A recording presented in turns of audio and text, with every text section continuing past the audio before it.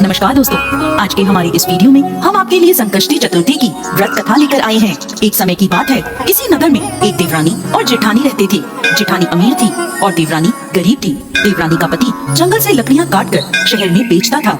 अक्सर वो बीमार रहा करता था। वहीं देवरानी जेठानी के घर का सारा काम करती थी। बदले में जेठानी बचा हुआ खाना, पुराने कपड़े आदि उसे दे देती थी, जिससे देवरानी का परिवार चल रहा था। माघ के महीने में देवरानी ने तिल चौथ का व्रत किया।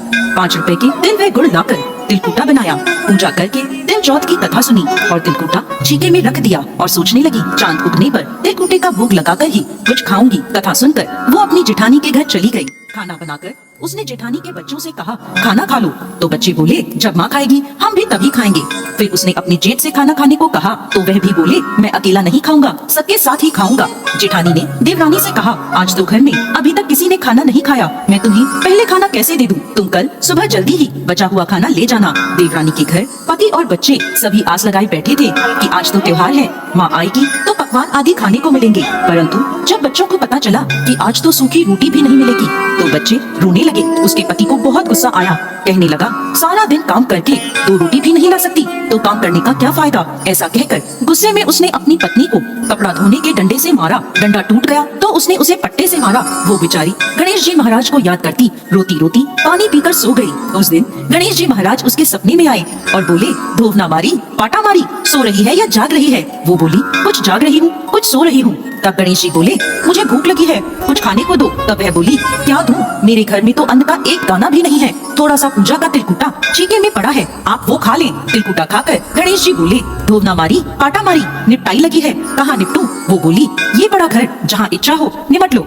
फिर गणेश जी बोले, अब कहाँ पोछूं? तो वह गुस्से में बोली, कब से तंग कर रहे हो, मेरे सर पर पोछो। और कहाँ पोछोगे? सुबह जब उसकी नींद खुली तो वो हैरान रह गई। उसका पूरा घर हीरे मोतियों से जगमगा रहा था। उसके माथे पर हीरे मोती जगमगा रहे थे। उस दिन वो जेठानी के यहाँ काम करने नहीं गई। काफी देर राह देखने के बाद जेठानी ने अपने बच्चों को चाची को बुलाने भेजा। उसने सोचा, कल खाना नहीं दिया इसलिए देवरानी बुरा मान गई है। बच्चे बुलाने गए और बोले, चाची चाची चलो, माँ ने बुलाया है, सारा काम पड़ा है। तब देवरानी बोली, बेटा बहुत दिन तुम्हारी माँ के काम कर लिया, अब तुम अपनी माँ को मेरे यहाँ काम करने भेज दो। बच्चों ने घर जाकर अपनी माँ को सारी बात बताई कि चाची का घर हीरे मोतियों से जगमगा रहा है। जेठानी दौड़ती हुई देवरानी के घर पहुँची और बोली, ये सब कैसे हुआ? देवरानी ने गणेश जी महाराज की सारी लीला जेठानी को बता दी। घर लौटकर जेठानी अपने पति से बोली, आप मुझे धोवने और पाटे से मारो। उसका पति बोला, अरे भली मानस, मैंने तो आज तक कभी तुम्हें नहीं मारा, अब मैं तुम्हें कैसे मार सकता हूँ? लेकिन वो नहीं मानी और जिद करने लगी। मजबूरन उसके पति ने उसे खूब मारा। जेठानी ने खूब सारा घी डालकर चूरमा बनाया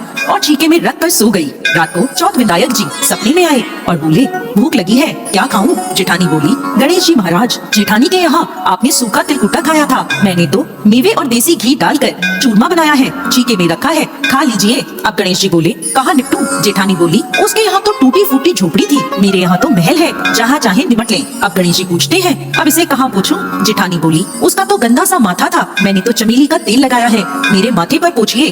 धन की लोभी जेठानी सुबह जल्दी ये सोचकर उठी कि उसका घर हीरे मोतियों से जगमगा रहा होगा, लेकिन देखा तो पूरे घर में गंदगी फैली थी, तेज बदबू आ रही थी, उसके सिर पर भी गंदगी लगी थी। वो बोली, हे गणेश जी महाराज, ये आपने क्या किया?